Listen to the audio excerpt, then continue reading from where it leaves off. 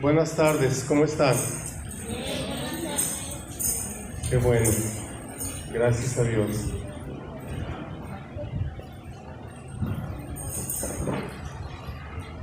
Gracias a Dios, hoy tenemos la oportunidad de otra vez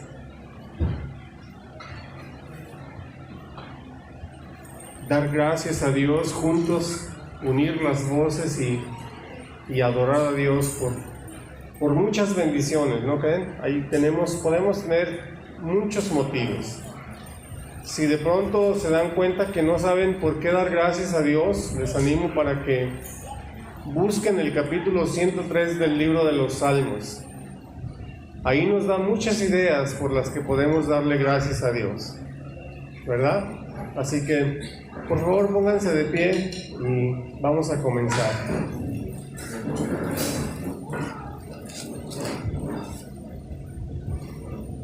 Te damos muchas gracias, Señor, por la tarde de hoy, por el privilegio y la oportunidad que nos das de venir, de reunirnos en tu casa, de cantarte canciones, de ofrendarte nuestras voces y todo nuestro ser en adoración.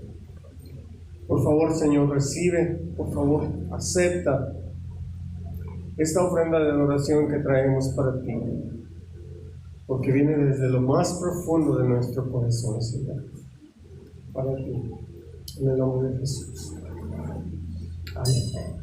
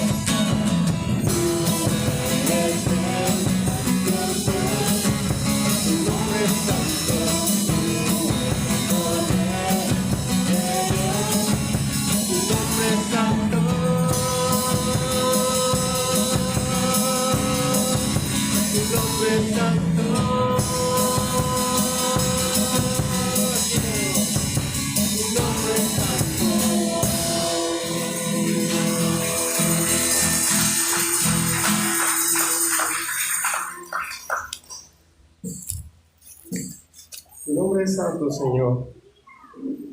No deberíamos de referirnos a tu nombre de otra manera o con otra actitud, pero siempre conscientes de que tu nombre es santo, que en tu nombre hay vida, que en tu nombre hay poder, que en tu nombre hay perdón de los pecados, que en tu nombre hay salvación, porque no hay otro nombre debajo del cielo dado a los hombres en que podamos ser salvos. Gracias, Señor.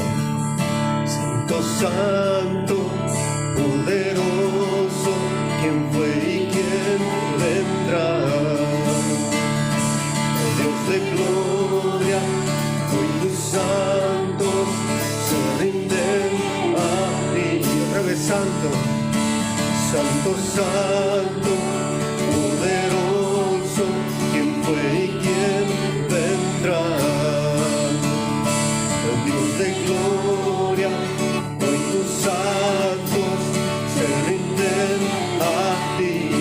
En la tierra santo eres tú, todos tus caminos rectos son, todo lo que has hecho tu poder.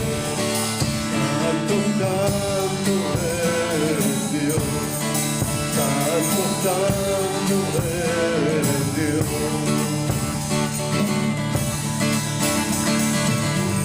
Santo, santo, poderoso, ¿quién fue y quién vendrá? Dios de gloria, con tus santos se rinden a ti.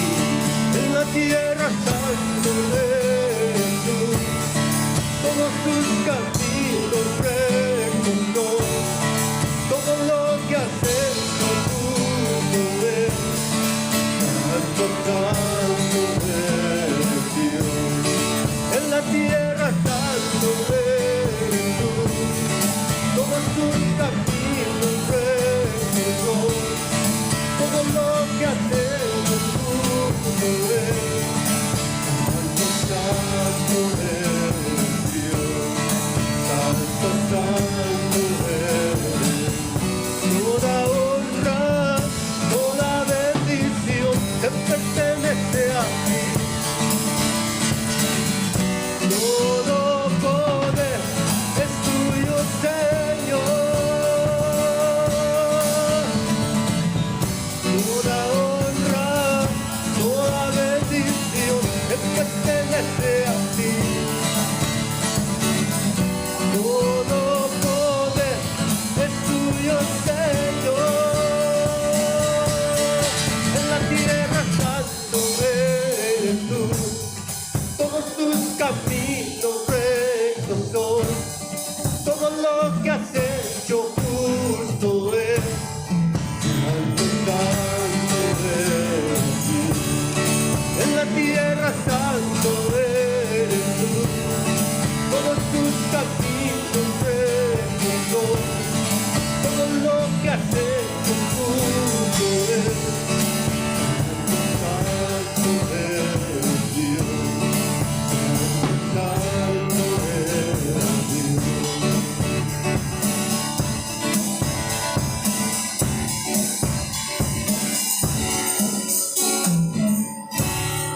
Tú eres santo, Señor, tú eres santo. Y no hay nadie como tú. Tú eres incomparable, Señor, tú eres inigualable. Y para siempre mereces todo honor y adoración. Como dice tu palabra en el libro de los Salmos, desde la salida del sol hasta el ocaso, que sea alabado tu santo nombre, Señor.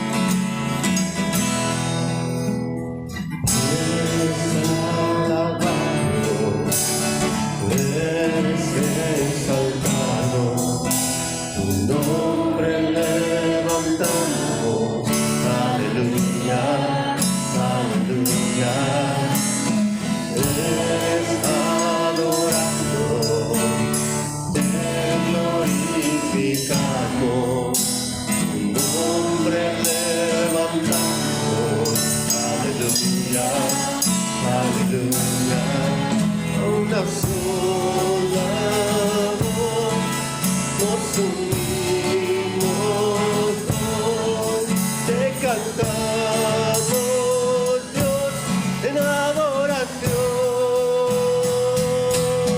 Dios sin parar, Dios imposible, inigualable, eres invencible, Dios sin parar, Dios imposible, inigualable, eres invencible, no tengo temor, en mi corazón tienes el control, no tengo temor, en mi corazón tienes el control, no me falta nada si te tengo a ti, no me falta nada si te tengo a ti.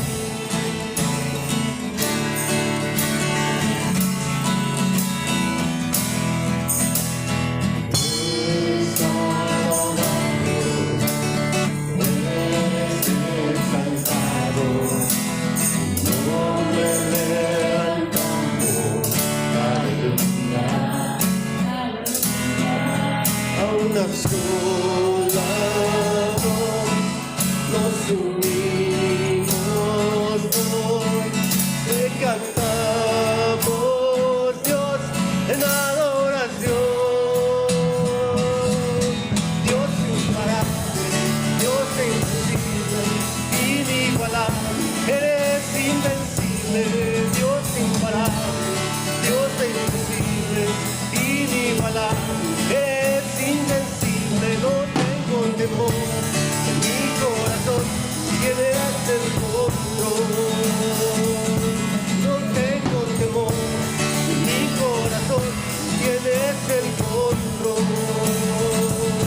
no me falta nada si te tengo a ti, no me falta nada si te tengo a ti.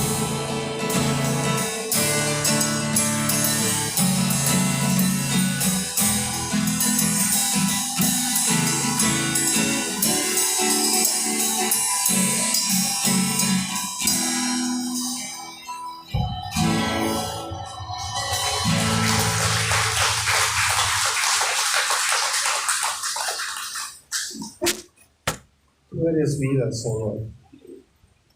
Tú eres vida en ti mismo y tú nos das vida.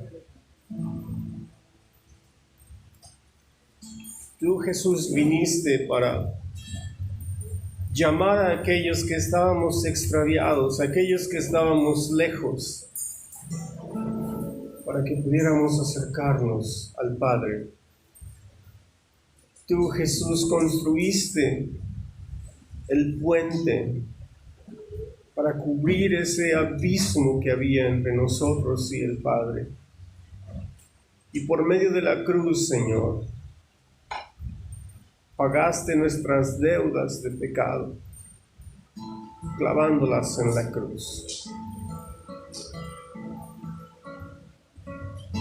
Fuiste molido por nuestras rebeliones, por nuestros pecados, y cargaste sobre tu cuerpo el castigo de nuestra paz.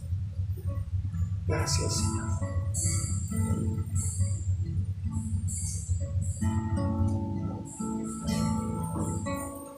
Gracias por la cruz, Dios,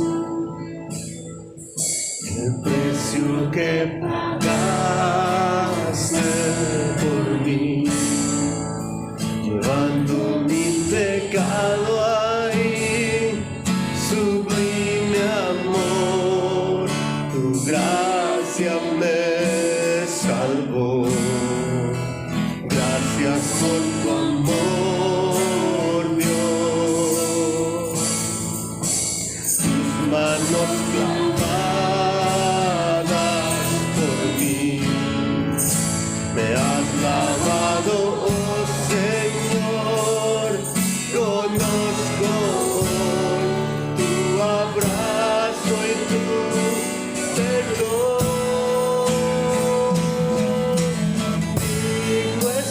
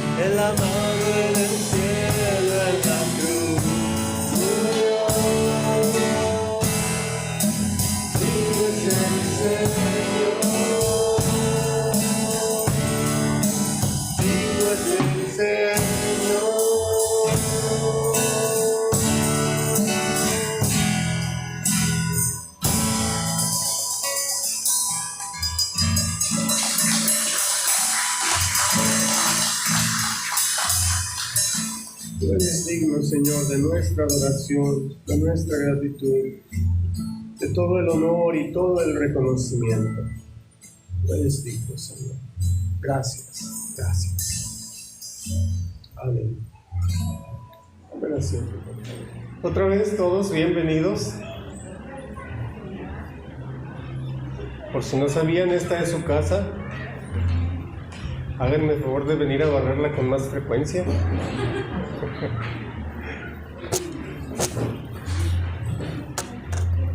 Eso dentro de las otras cosas, claro está.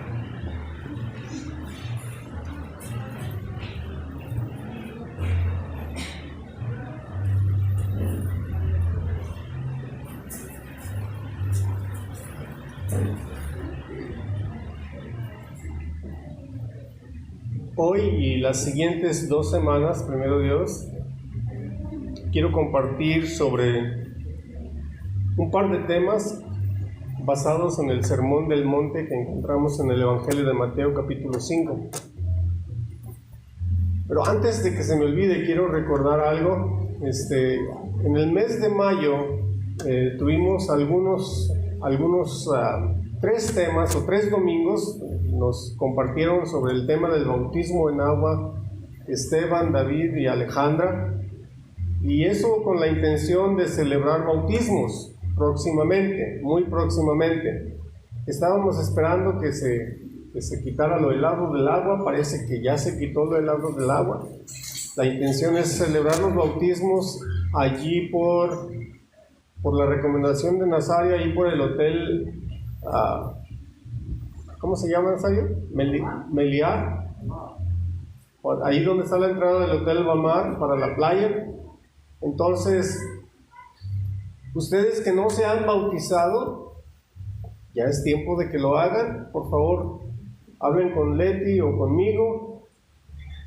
Ya vieron cómo me vio Leti, es que no sabía ella. Yo tampoco sabía. O también pueden hablar con David o con Cari y déjenos saber sobre su intención, por favor. ¿De acuerdo? Muy bien. La semana pasada, no sé cuántos de ustedes estuvieron aquí, pero compartí acerca de 5, una cosa que Dios nos pide, o que una cosa que podemos perseguir o buscar con el propósito de que crezcamos espiritualmente. Primero les compartí acerca del rey David en el Salmo capítulo 27, donde dice: una cosa le pido al Señor, una cosa, y esa buscaré, que esté yo en la casa del Señor para contemplar su hermosura. Hablamos acerca de ese anhelo en el corazón. Después compartí acerca de lo que Jesús le dijo al hombre rico. Un hombre rico se acerca y le dice al Señor: Maestro bueno, ¿qué puedo hacer para heredar la vida eterna? Y Jesús le recita los 6 mandamientos que tienen que ver con nuestra relación con el prójimo. Y el hombre, tal vez hasta cierto punto, un poquito orgulloso, le dice: Señor, todo eso lo he guardado desde mi juventud. Como diciendo: pan comido, ya tengo el cielo en la bolsa, ¿verdad? Pero Jesús le dice: solo te falta una cosa, ve y vende todo lo que tienes y ven y sígueme. Jesús reitera la importancia de no otros dioses. El primer mandamiento: no tengas dioses ajenos delante de mí. Jesús reitera la importancia de que prestemos atención no a otros dioses, sin importar si son riquezas, o es la casa, o es la esposa, o el esposo, los hijos, o el trabajo, o los vicios, tal vez. Solo una cosa. Después hablamos acerca de la historia de Jesús cuando visita a sus grandes amigos Lázaro, María y Marta. Marta afanada sirviendo la comida. Claro que comer es importante, por supuesto que sí. Y Marta se molesta porque María no le ayuda y le dice: Señor, oye, pues dime. Me recordó a mí. Muchas veces yo siento que le digo a Dios: oye, Señor, pues dile. Mira, esta persona no entiende ya tanto que le hemos predicado. Tú dile. ¿Verdad? Jesús le dice: Marta, Marta, estás preocupada con tantas cosas, pero solo una cosa es importante. Y María la escogió, una sola devoción: buscar la presencia del Señor. Después les compartí acerca del apóstol Pablo, donde dice: Pablo había sido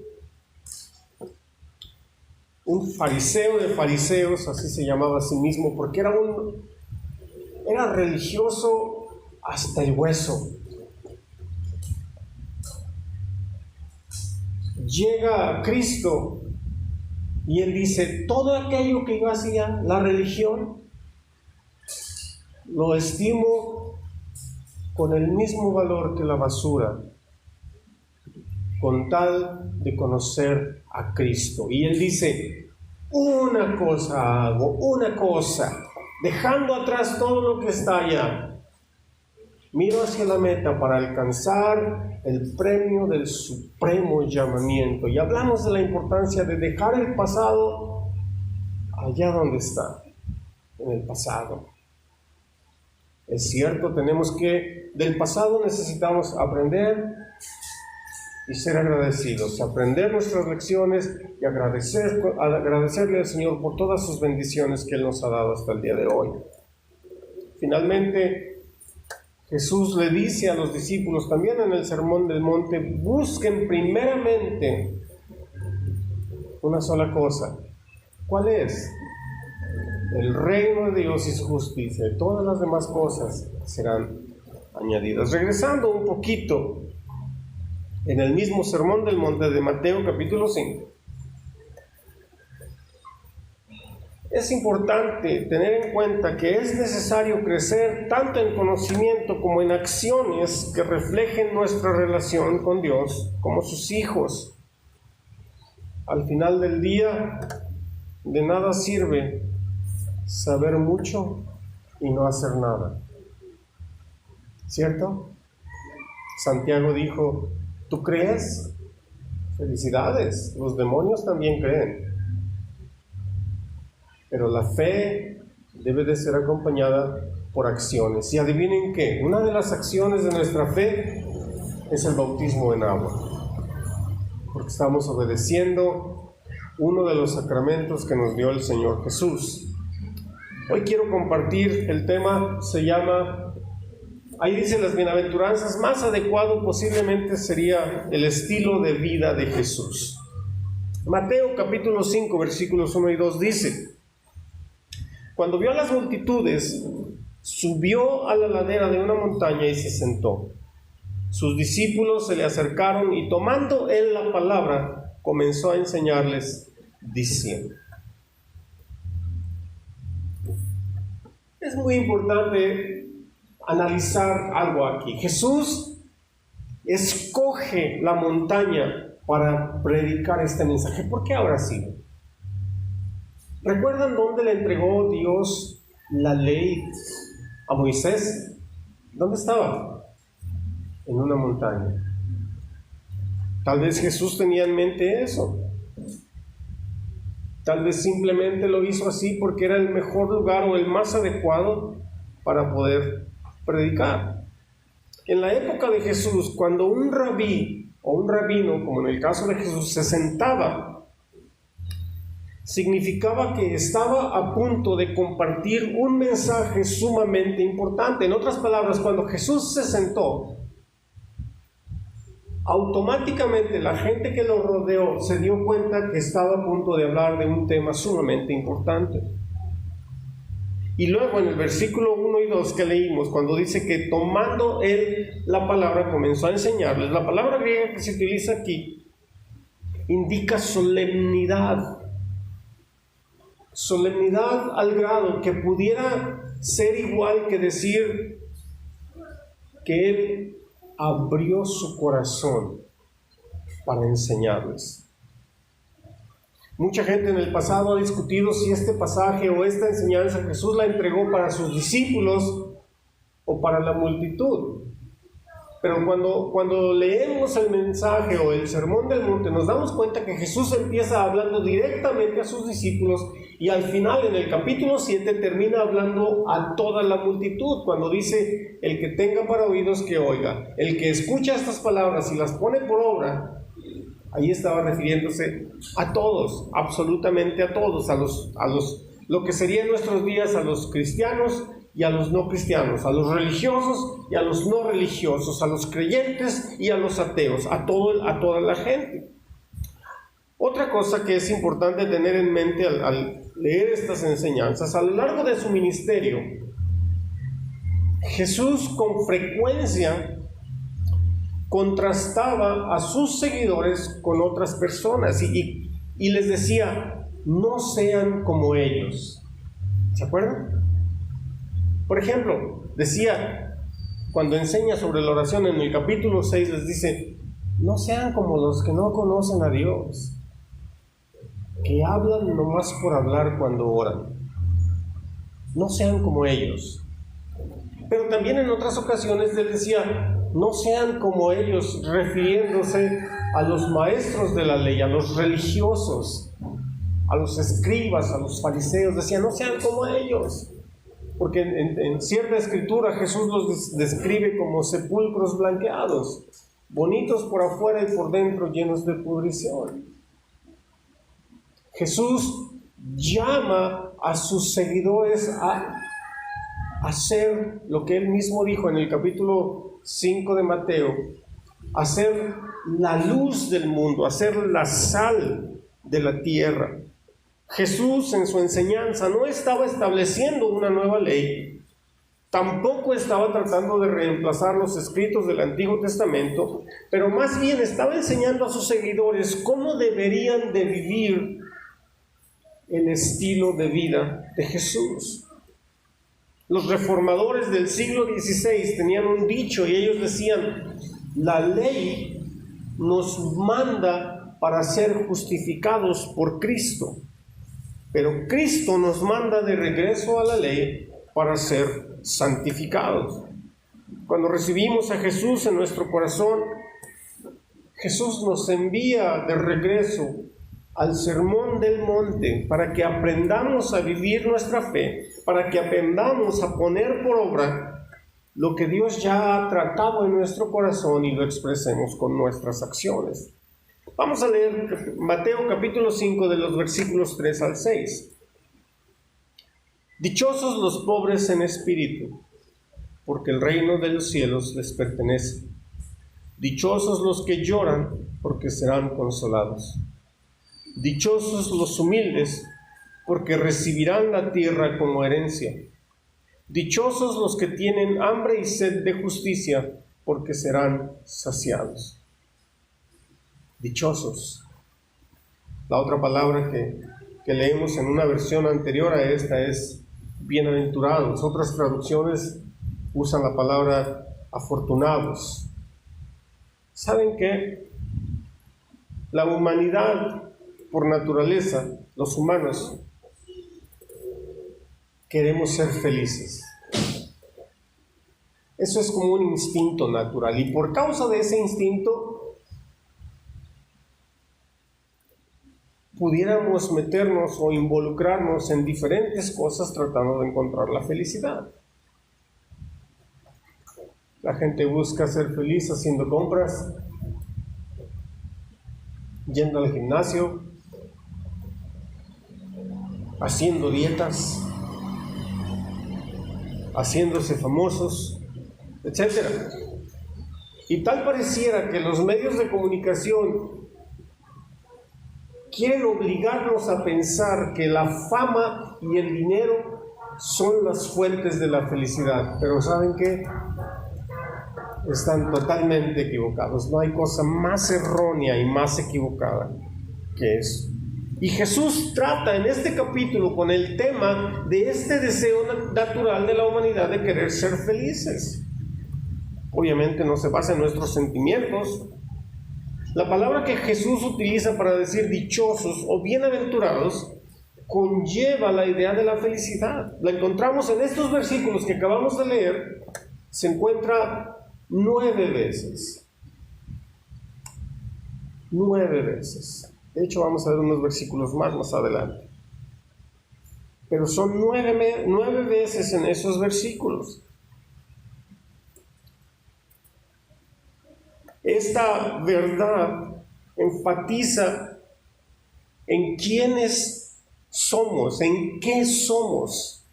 Las bienaventuranzas nos muestran las características o las cualidades en las cuales podemos crecer y por ningún motivo debemos de pensar que esas bienaventuranzas son nada más para los cristianos especiales o para cristianos más fuertes o maduros o para pastores y líderes, sino que tiene que ver, o esto es para todos los cristianos. Vamos a separar las bienaventuranzas en 2 grupos. El primer grupo, que es el que leímos hoy, tiene que ver con nuestra relación con Dios. ¿Sí? Estas primeras 4 bienaventuranzas nos ayudan a crecer en nuestra relación con Dios. La primera bienaventuranza, vamos a ver lo que dice el siguiente versículo, Mateo 5:3. Dichosos los pobres en espíritu, porque el reino de los cielos les pertenece. Levanten la mano todos los que son pobres. Pobres. O más bien todos los que son ricos. La palabra pobre tiene el sentido de ser abatido o debilitado. Significa estar desesperadamente empobrecido y por lo tanto depender del sustento de los demás. ¿Ustedes dependen del sustento de los demás? No estamos pobres económicamente hasta ese grado. Claro que no. Gracias a Dios. Ser espiritualmente pobre es totalmente lo contrario al orgullo espiritual. Ser espiritualmente pobre significa reconocer que todo es por la gracia de Dios, que no hay absolutamente nada que podamos hacer por nosotros mismos y que todo es por medio del Señor. Somos completamente dependientes de Él para nuestra salvación, perdón de nuestros pecados y la vida eterna. Hay una historia que Jesús platica en el Evangelio de Lucas, en el capítulo 18, que ilustra perfectamente esta verdad. Lucas 18, del 9 al 13, dice así: a algunos que confiando en sí mismos se creían justos y que despreciaban a los demás, Jesús les contó esta parábola. 2 hombres subieron al templo a orar. Uno era fariseo y el otro recaudador de impuestos. El fariseo se puso a orar consigo mismo: oh Dios, te doy gracias porque no soy como otros hombres, ladrones, malhechores, adúlteros, ni mucho menos como ese recaudador de impuestos. Ayuno 2 veces a la semana y doy la 10ª parte de todo lo que recibo. En cambio, el recaudador de impuestos, que se había quedado a cierta distancia, ni siquiera se atrevía a alzar la vista al cielo, sino que se golpeaba el pecho y decía: oh Dios, ten compasión de mí, que soy pecador. Ser pobres en espíritu significa estar conscientes de nuestras propias debilidades, estar conscientes de nuestra propia pecaminosidad, y es precisamente lo opuesto a la arrogancia y a sentirnos mejores o superiores que los demás. No deberíamos bajo ninguna circunstancia sentirnos mejores o superiores a ninguna otra persona. La segunda bienaventuranza, versículo 4, Mateo 5:4. Dichosos los que lloran, porque serán consolados. ¿Ustedes lloran con facilidad? ¿Sí? ¿Ustedes lloran cuando ven una película? ¿No? Yo sí. ¿Lloran cuando ven o escuchan alguna historia o algún testimonio? Yo sí, francamente. A veces es muy fácil llorar para mí, a veces no. No sé de qué depende. Pero Jesús dice aquí: bienaventurados los que lloran. No estaba hablando de eso, ¿verdad? De los que lloramos con películas o con historias así. La palabra que Jesús utiliza aquí es la misma palabra que se utiliza cuando alguien llora por una persona que muere. ¿Sí? Es la misma palabra que se utiliza cuando se habla de la historia de Jesús que lloró por Lázaro. O si vamos al Antiguo Testamento, la misma palabra que se utiliza cuando dice que Jacob lloró porque le dijeron que su hijo estaba muerto, es la misma palabra. Hay 2 puntos de vista con respecto a la vida cristiana que están equivocados los dos. Uno de esos puntos de vista dicen que los cristianos nunca deben de estar alegres, que siempre deben de estar con su cara larga, con su cara ceremoniosa, ser religiosos, no reírse, etcétera, etcétera. ¿No oído eso? Yo sí. ¿Es cierto? No, por supuesto que no. Hace tiempo leí una historia de una señora que por primera vez llevó a su niña a la iglesia. Y la niña, como le dijeron a ella que iba a la iglesia y que la iglesia era la casa de Dios, desde que entró por la puerta iba sonriendo. Así bien sonriente, bien bonito. Cuando estaba el servicio, la señora de repente voltea a ver a la niña y la ve sonriendo y la jalonea, le dice: no te estés riendo. Pero la niña no podía evitarlo, ella estaba en la casa de Dios, tenía que sonreír. Al ratito voltea a verla otra vez y la ve sonriendo y la vuelve a jalonear. No, que estés riendo. La niña siguió sonriendo. La tercera vez, finalmente, la mamá ve a la niña, la vuelve a ver sonreír y le pone un pellizco. Y la niña llora. Y la señora dice: así mero. No se trata de eso. El otro punto de vista equivocado es que los cristianos nunca deberíamos estar tristes. Hace muchos años, cuando vivíamos en Mazatlán, nos tocó ser testigos de una situación triste.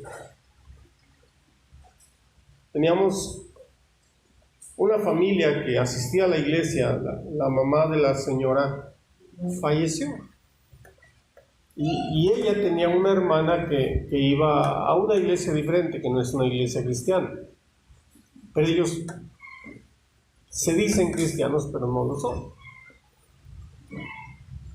Fue muy triste, obviamente, pues la mamá de la señora había muerto. Apenas unos días después volvimos a escuchar sobre la señora esta que iba a otra religión. Y ella, hasta con burla, decía que su mamá ya se había muerto, que ya no importaba. Porque en su iglesia a ella le decían que un cristiano nunca debería de estar triste. No es verdad. No es verdad. Cuando leemos la Biblia, leemos que Jesús lloró sobre Jerusalén. Leemos que Jesús lloró en la tumba de Lázaro. Nosotros deberíamos de llorar con más frecuencia por nuestro país. Apenas me doy cuenta que hace unos días desaparecieron 4 jóvenes de Puerto Vallarta. No sé qué tan frecuentes son esas noticias. Necesitamos llorar delante de la presencia del Señor, trayendo estas peticiones, trayendo estas necesidades, intercediendo delante de Dios por estas cosas.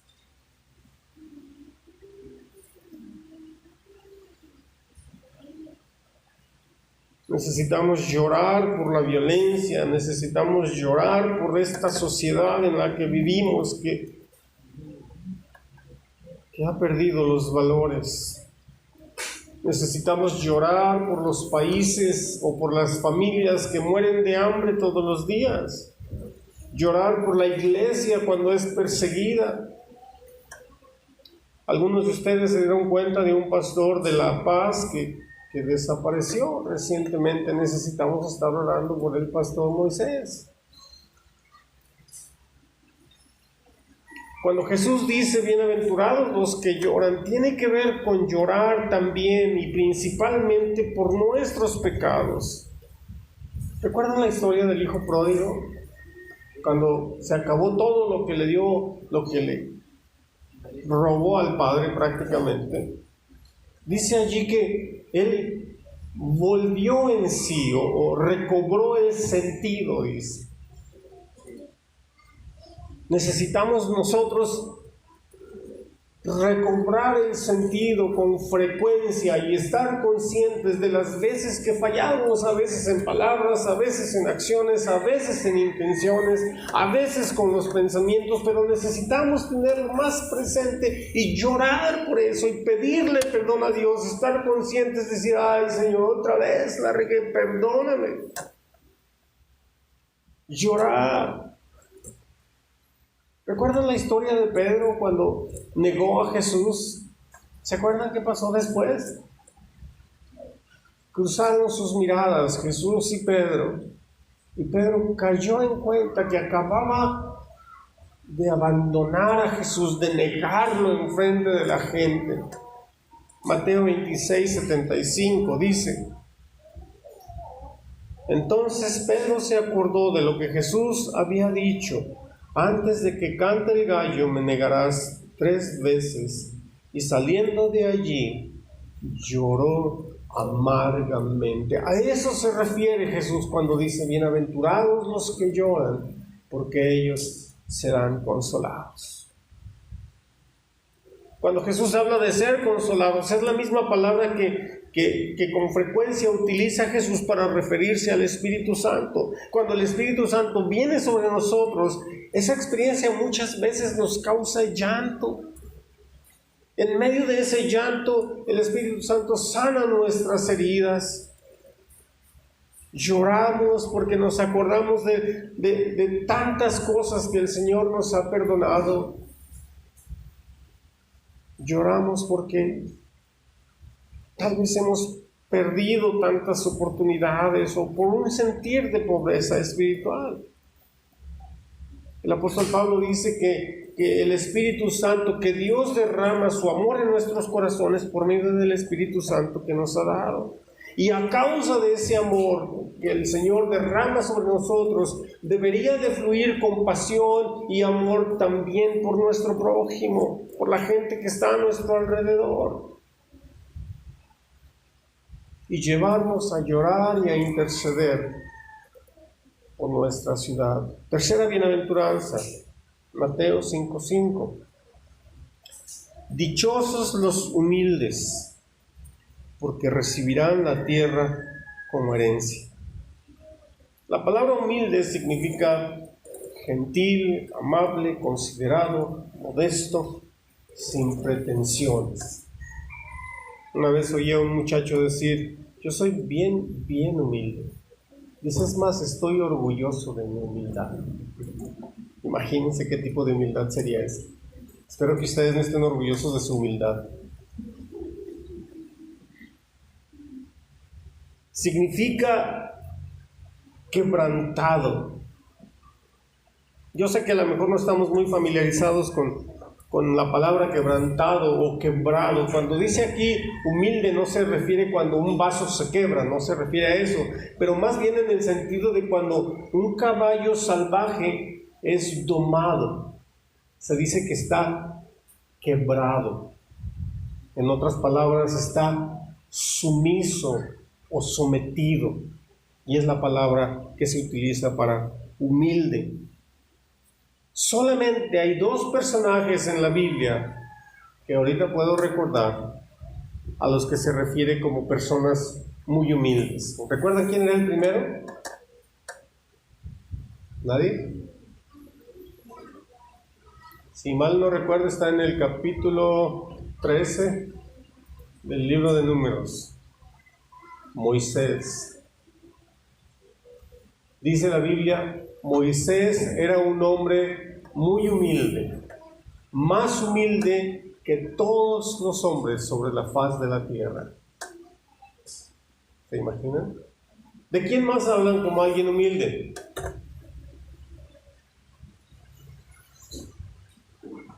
Jesús, en el Nuevo Testamento, Mateo capítulo 11. Jesús le dice a sus discípulos: aprendan de mí, que soy manso y humilde de corazón. Solamente a ellos dos se refiere la palabra humilde. Humildad significa también una verdadera visión de uno mismo, expresando en sí mismo una actitud y conducta apropiadas con respecto hacia los demás. La cuarta y la última bienaventuranza que veremos el día de hoy, Mateo 5:6. Dichosos los que tienen hambre y sed de justicia, porque serán saciados. Tener hambre o sed de verdad no es como decir: se me antoja comer esto, o se me antoja tomar aquello.